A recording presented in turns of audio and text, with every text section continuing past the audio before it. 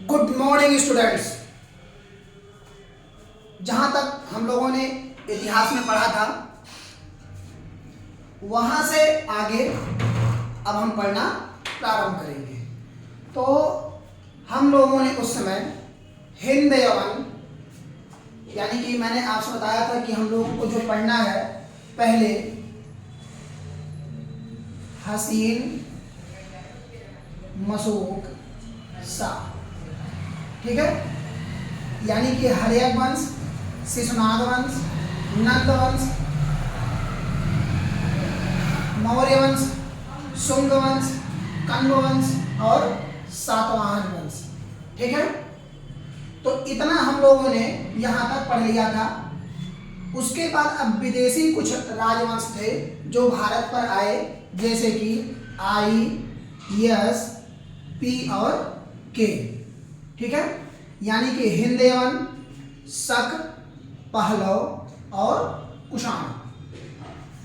ये राजवंश ऐसे राजवंश हैं कि जो विदेशी राजवंश हुए और इन्हीं विदेशी राजवंशों का जब भारत पर आक्रमण हुआ और वो भारत में आने के बाद अपने साम्राज्य को स्थापित किए, तो इन्हीं साम्राज्यों को हम जिनको पढ़ते हैं तो वो 4 लोग थे, ठीक है।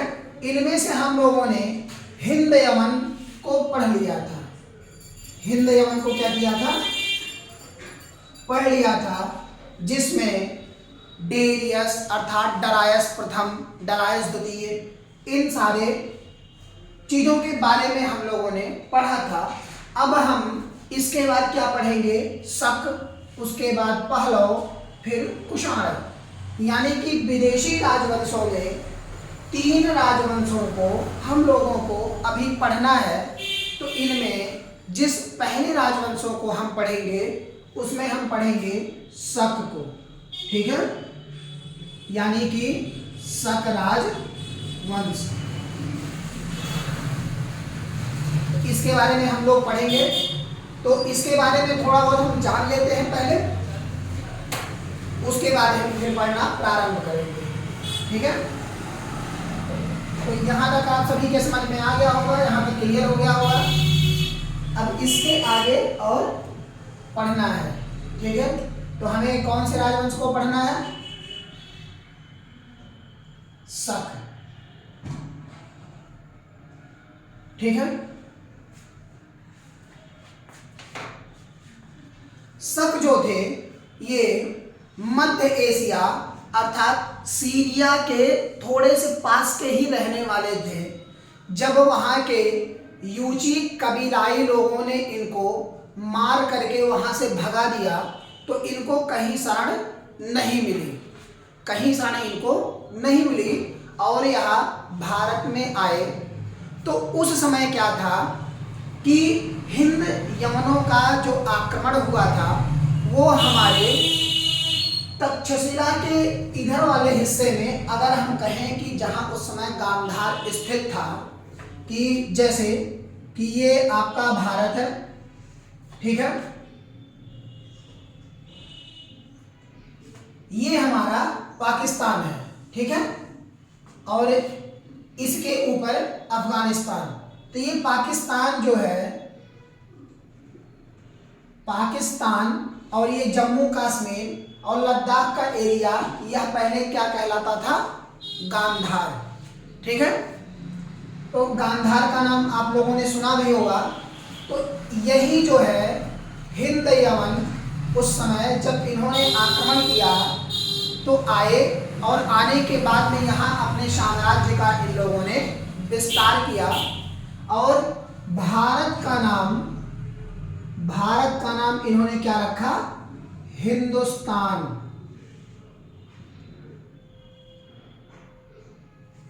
हिंदुस्तान, ठीक है।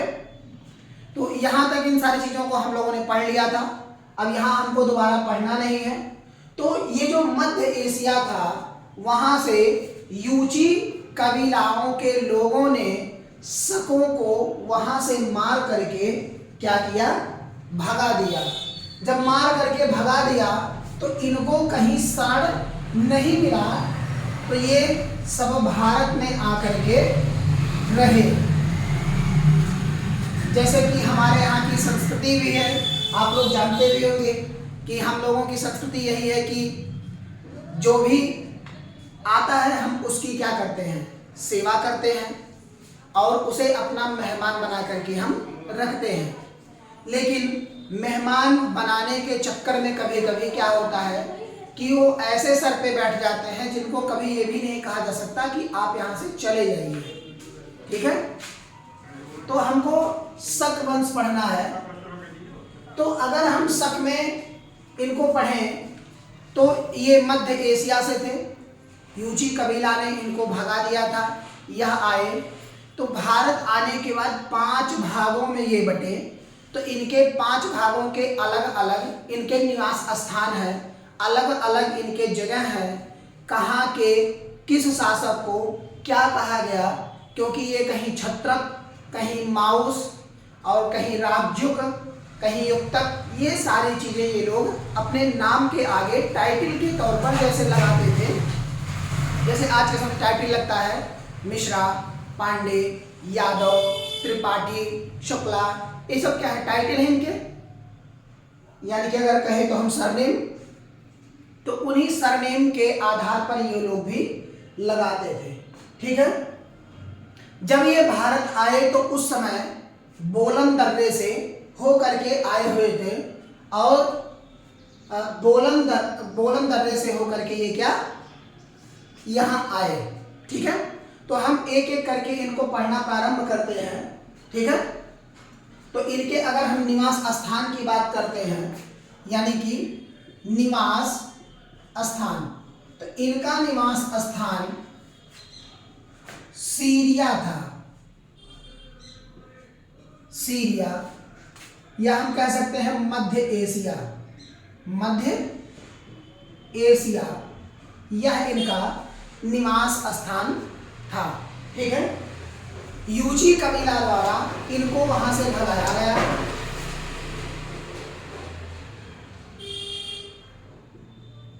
भगाया गया किसके द्वारा, यूची कबीला के द्वारा।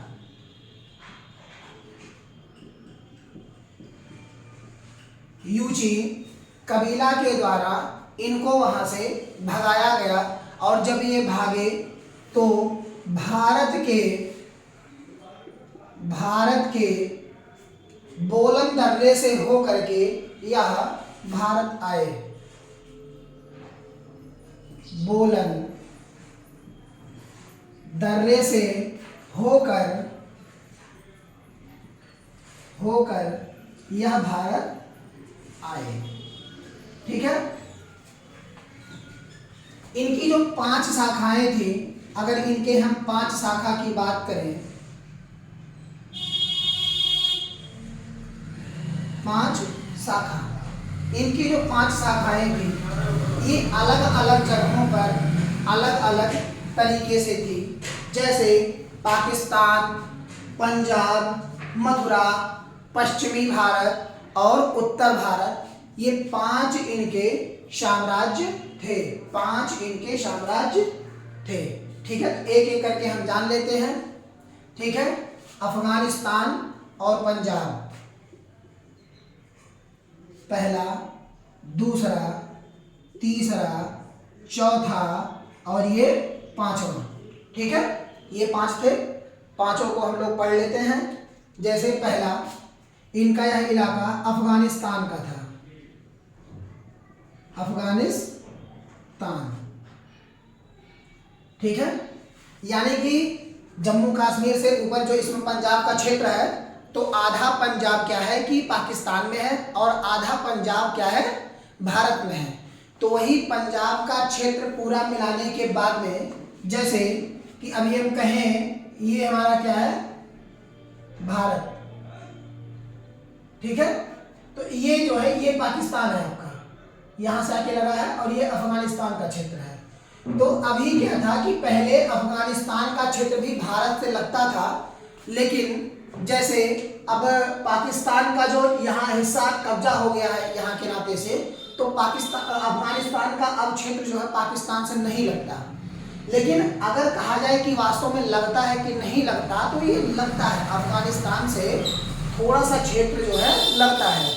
तो उसी समय गांधार का ये पूरा का पूरा क्षेत्र जो है अफगानिस्तान, पाकिस्तान, उसके बाद पंजाब और यहाँ से जम्मू कश्मीर और लद्दाख का एरिया, ये पूरा का पूरा यहाँ इस समय क्या था, गांधार से था। ठीक है, तो अफगानिस्तान के शक, दूसरा पंजाब, दूसरा पंजाब,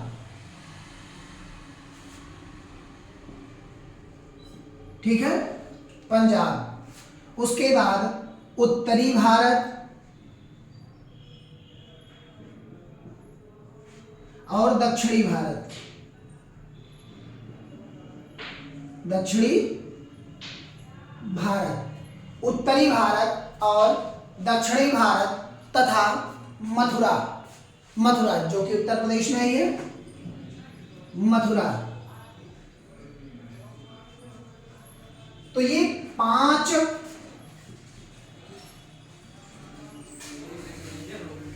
जगह पर इनका पूरे तरीके से विकास हुआ। 5 जगह इनका पूरे तरीके से विकास हुआ।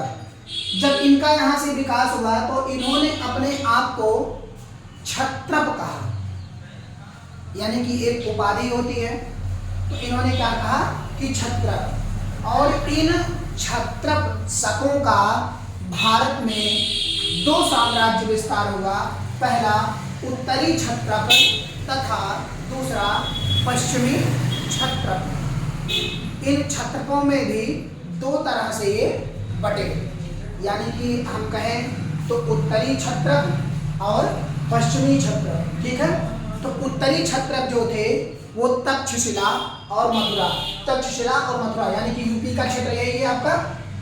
तो ये तक्षशिला गांधार हो गया पूरे तरीके से, तो यहाँ से लेकर के इनका पूरे तरीके से मथुरा तक विस्तार था।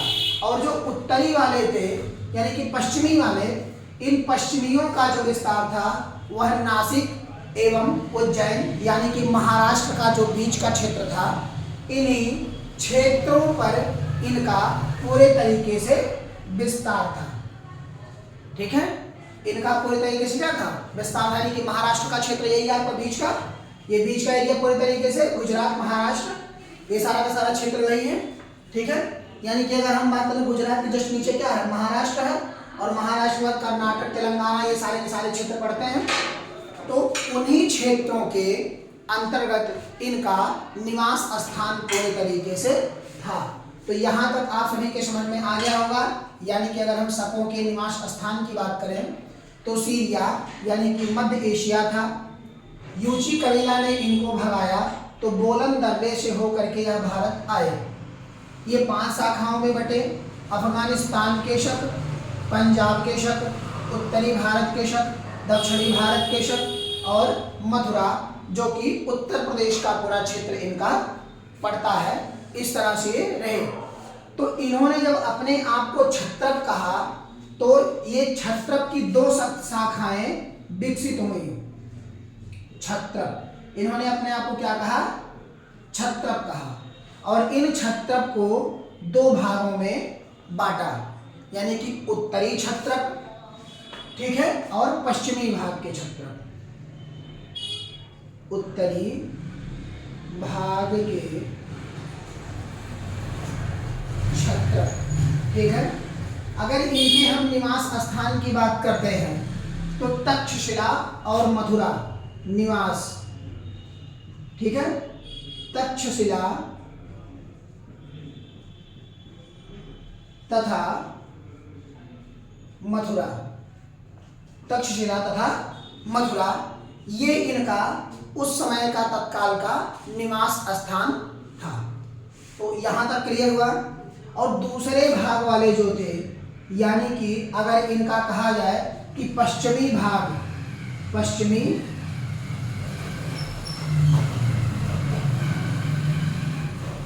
भाग, अगर हम इनके पश्चिमी भाग की बात करें तो यह नासिक और उज्जैन निवास इनका, नासिक तथा उज्जैन, नासिक प्लस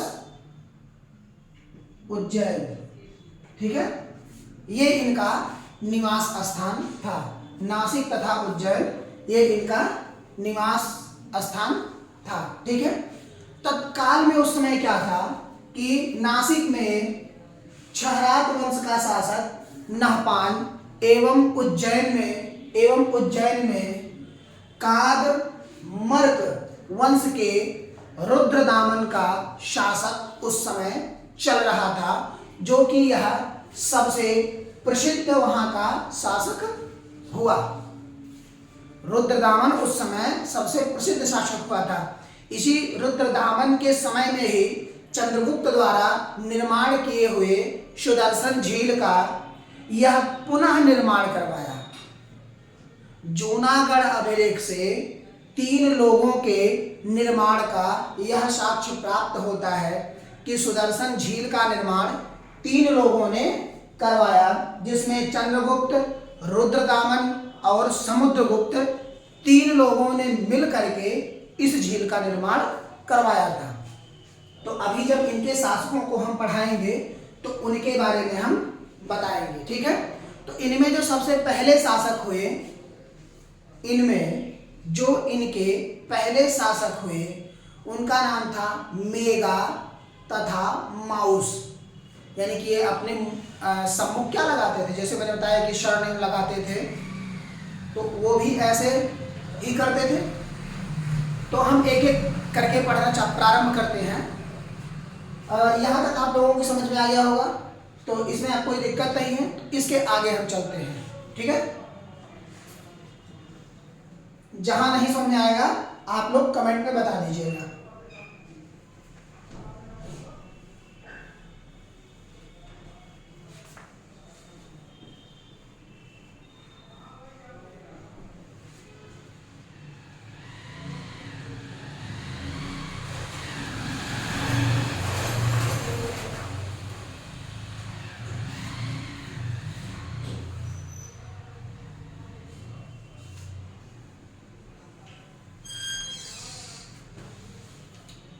तो इसमें पहला शासक क्या था, मेगा या माउस।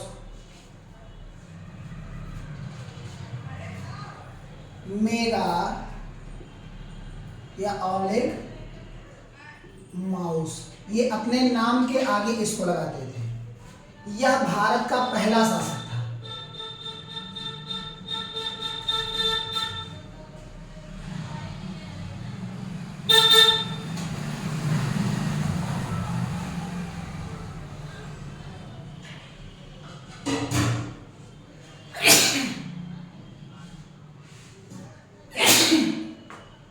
यह भारत का क्या था, पहला शासक था, ठीक है। लेकिन अब इसी में पहला खंड मैंने आप लोगों को क्या बताया कि जो शक थे वो अफगानिस्तान थे, ठीक है। दूसरे आपके मथुरा के थे।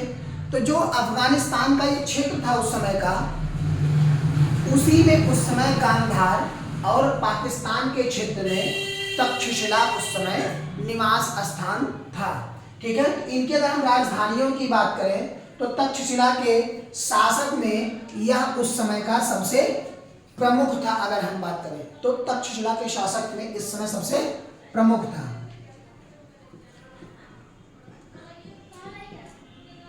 ये तक्षशिला का प्रमुख शासक था, प्रमुख प्लस शासक, ठीक है। या उस समय का तक्षशिला का सबसे प्रमुख शासक था, ठीक है।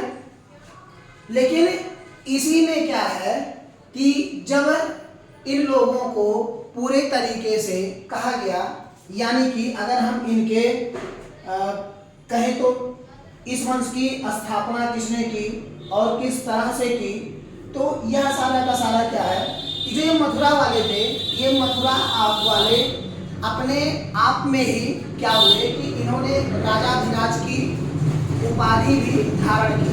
राजाधिराज की उपाधि धारण की, ठीक है। तो यहां तक आप सभी के समझ में आ गया होगा। अब इसके आगे लोग जो है पढ़ना प्रारंभ करते हैं। ठीक है, तो अगर हम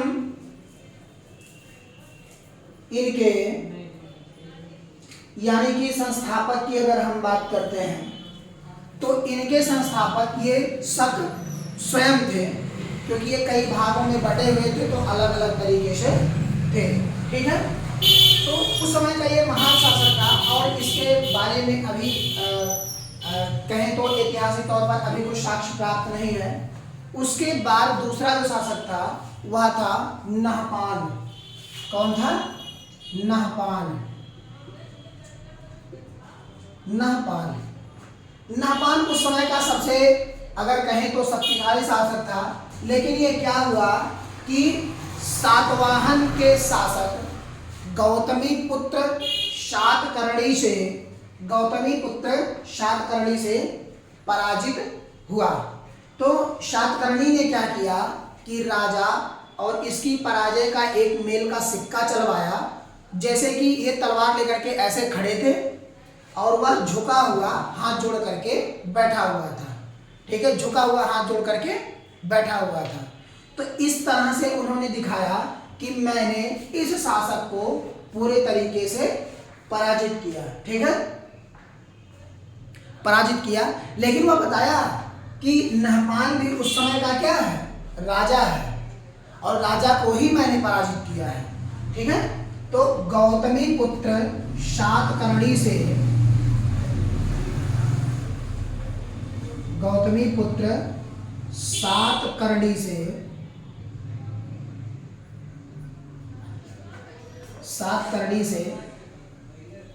पराजित हुआ। ठीक है, पराजित हुआ। तो सातकर्णी ने सिक्का चलाया,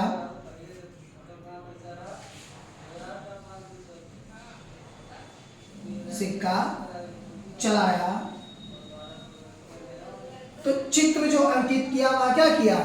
यानी कि नहपान को पराजित करने का सिक्का। नहपान को पराजित करने का सिक्का चलाया।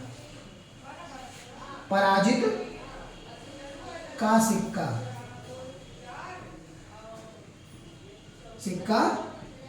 चलाया। पराजित करने का सिक्का चलाया। ठीक है, तो पॉइंट ऑफ व्यू से आप सभी लोग याद रखेंगे। जैसे नहपान उस समय का सबसे शक्तिशाली शासक था, गौतमी पुत्र सातकर्णी से पराजित हुआ, सातकर्णी ने सिक्का चलाया, नहपान को पराजित उसमें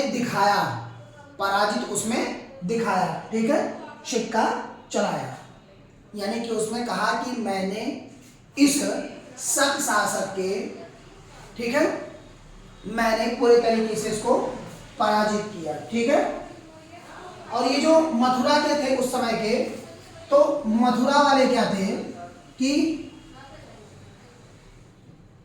ये अपने नाम पर, यानी कि मान लिया अगर कहीं जाते थे ये, तो विक्रमादित्य की उपाधि धारण करते थे। विक्रमादित्य की उपाधि ये पूरे तरीके से धारण करते थे। ठीक है, विक्रमादित्य की उपाधि धारण करते थे। अब अगले इसके जो शासक है वो है रुद्रदामन। ठीक है, रुद्रदामन। तो यहाँ से आप सभी के समझ में आ गया होगा, कोई दिक्कत नहीं होगी यहाँ से। अगर कोई भी दिक्कत होती है या कहीं समझ में नहीं आता है तो आप लोग दोबारा यहाँ से पूछ सकते हैं। ठीक है, इतिहास क्या है कि जो हमारे बीते हुए कालखंड है ना, उन्हीं का हम पूरे तरीके से अध्ययन कर ले, वही हमारा इतिहास है। जैसे कि अभी इस समय हम क्या है, प्रेजेंट समय पढ़ा रहे हैं, तो अगर मुझे आप यही कल देखोगे तो हमारा बीता हुआ कल होगा, और जो आएगा वो आने वाला कल होगा।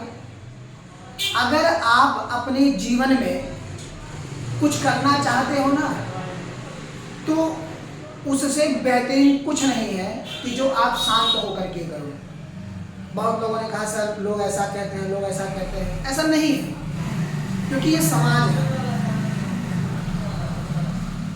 और कहते हैं ना कि कबीरा तेरे देश में भांति भांति के लोग।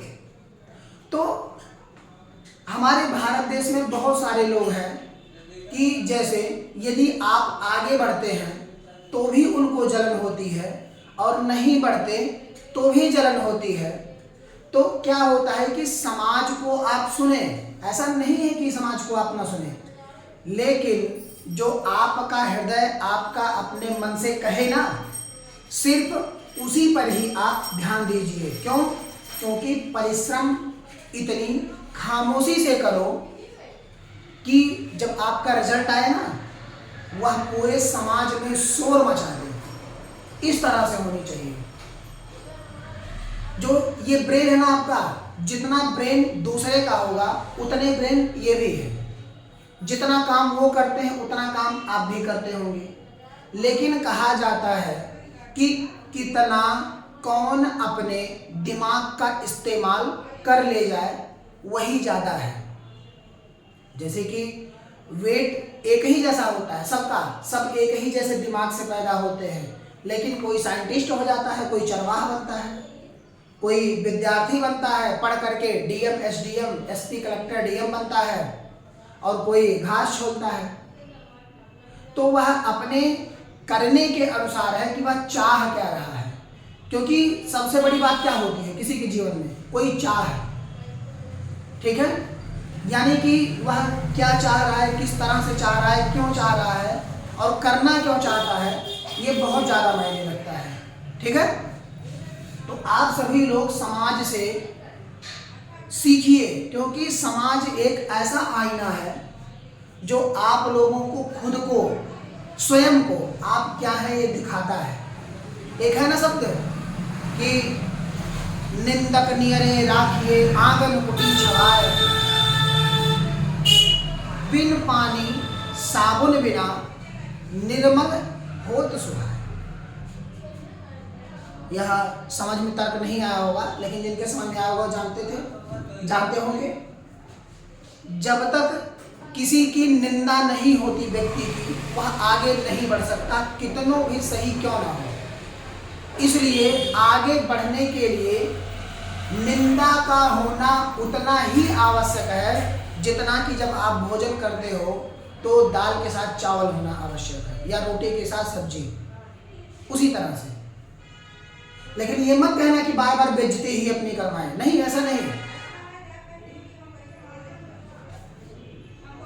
आप किसी को भी देख लीजिए जो आगे बढ़ा है ना, वो बगैर निंदा के बढ़ ही नहीं सकता। अभी देखिए आपका ये अगर कहें तो इसमें बिहार के जो मनीष कश्यप थे, तो उनको भी क्या किया लोगों ने, अनेक प्रकार से वो समाज का आईना तो दिखा रहे थे, लेकिन अब इस समय क्या हो गए, हीरो हो गए लोगों के। तो हर तरह से अपने आप को आप देखिए, हर तरह से ढालिए, जो आप कर सकते हैं उससे बेटर आप कर सकते हैं, ये हमेशा सोचते रहिए, ठीक है? तो आइए अगले शासक के बारे में हम लोग पढ़ते हैं, रुद्रदामन, ठीक है? यहां तक आप सबके समझ में आ गया होगा। अब इसके आगे हम लोग चलते हैं।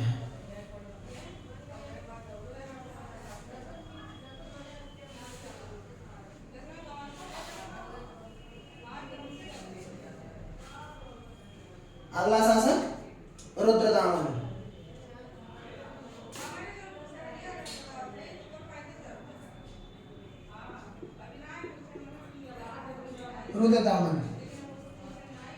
रुद्रदामन का ही एक अभिलेख है, जूनागढ़ अभिलेख।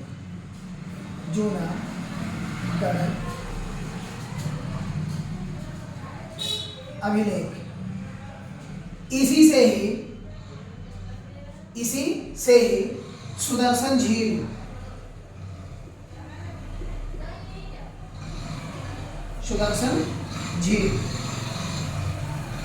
इसी सुदर्शन झील का निर्माण जो है Chandragupta Maurya plus Rudradaman plus Rudradaman plus Samudragupta. Samudragupta इन 3 लोगों ने बारी बारी से इस झील का निर्माण करवाया, इस झील का निर्माण करवाया। और यह जो जूनागढ़ अभिलेख था ना, रुद्रदामन संस्कृत का इतना प्रेमी था कि उस समय में, इसके समय में संस्कृत अगर कहें तो संस्कृत का बोलबाला था। जैसे कहते हैं ना कि सामाजिक तौर पर कोई बेहतरीन तरीके से कार्य कर रहा हो, उसका नाम होता है।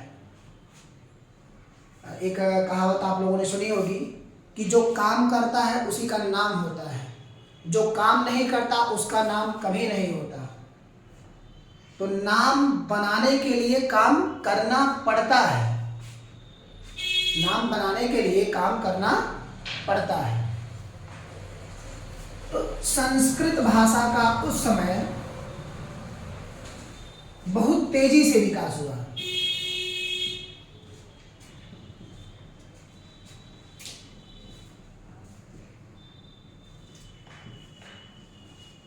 बहुत तेजी से उस समय विकास हुआ। क्यों? क्योंकि यह सामाजिक तौर पर मान सम्मान पद प्रतिष्ठा अगर इनकी हम बात करें तो पूरी तरीके से यह बहुत बढ़िया से निर्वाहित अपने जीवन को चला रहा था। ठीक है, लेकिन इसी बीच क्या हुआ कि जब इस समय शकों का साम्राज्य अंतिम समय पर चल रहा था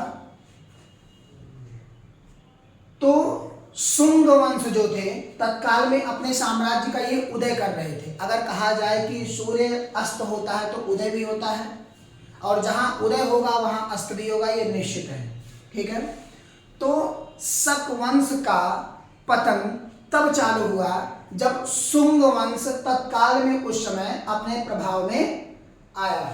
ठीक है, इस अगर कहें तो शक वंश का अंतिम शासक जो हुआ उसका नाम था रुद्र सिंह द्वितीय।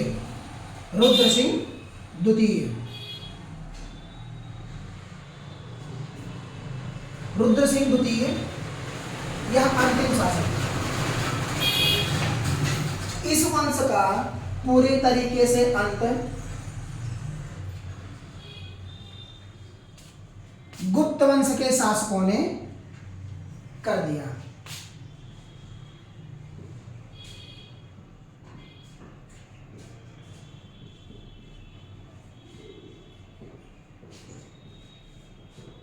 गुप्त वंश के शासक ने किया और शक वंश का साम्राज्य पूरे तरीके से समाप्त हो गया। तो यहाँ आपका क्या हुआ कि ये शक वंश खत्म हो गया। अब शक वंश के बाद आपका बचता है पहलव और कुषाण। तो पहलव हम लोग कल पढ़ेंगे, उसके बाद कुषाण वंश पढ़ेंगे, कुषाण वंश के बाद फिर हम लोग एक एक राजवंश को पढ़ना प्रारंभ करेंगे। ठीक है, तो यहाँ तक आप सभी के समझ में आ गया होगा। कोई भी अगर कहीं सस्पेंस होता है या कोई भी क्वेश्चन आप पूछना चाहते हैं तो आप हमारे कॉन्टैक्ट नंबर पर संपर्क कर सकते हैं या कमेंट बॉक्स में आप कमेंट डाल सकते हैं। जो भी क्वेश्चन आपके कन्फ्यूजन से रिलेटेड होंगे उन सभी का सॉल्व आप सभी को मिल जाएगा। ठीक है, thank you and best of luck.